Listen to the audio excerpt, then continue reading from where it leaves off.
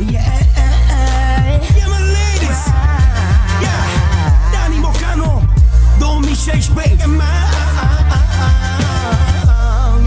my ladies. Dani Mocano, omul care face bano. Și rupe hitul totano. Mi s-a luat, nu vă mai suport. Nu vă mai înghit figurile deloc. Când aveți 2-3 milioane, zici că l-ați apucat pe Dumnezeu de picioare. Mi s-a luat, nu vă mai suport. Nu vă mai înghit figurile deloc. Când aveți 2-3 milioane, zici că l-ați apucat pe Dumnezeu de picioare.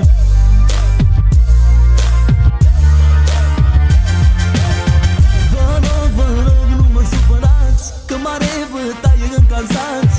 Și dacă vă scoateți medical, vă plătesc și apoi vă bat chiar. Vă rog, nu mă supărați, că mare bătaie încalzați. Și dacă vă scoateți medical, vă plătesc și apoi vă bat chiar.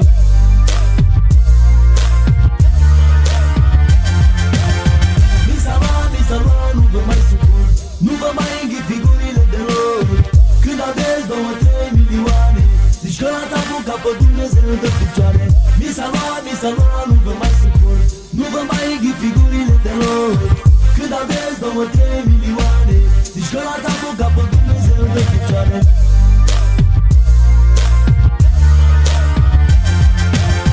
Pachete de bani, încasez de câțiva ani. Nu mai am ce să-mi doresc, decât pe dușman să-i tăvălesc. Pachete de bani, încasez de câțiva ani. Nu mai am ce să-mi doresc, decât pe dușman să-i tăvălesc.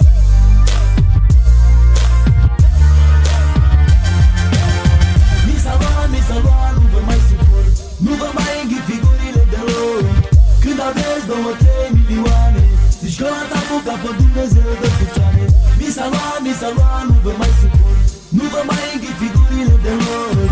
Când aveți 2-3 milioane, zici că l-ați apucat pe Dumnezeu de picioare.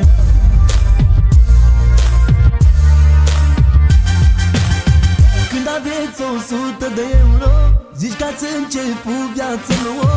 Și eu fac 10.000 la secundă și mă plâng că n-a fost zi bună. Când aveți 100 de euro, zici că ați început viața nouă. Și eu fac 10.000 la secundă și mă plâng că n-a fost zi bună.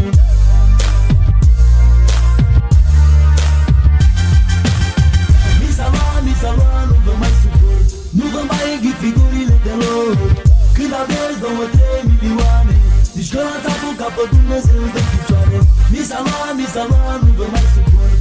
Nu vă mai înghit figurile deloc.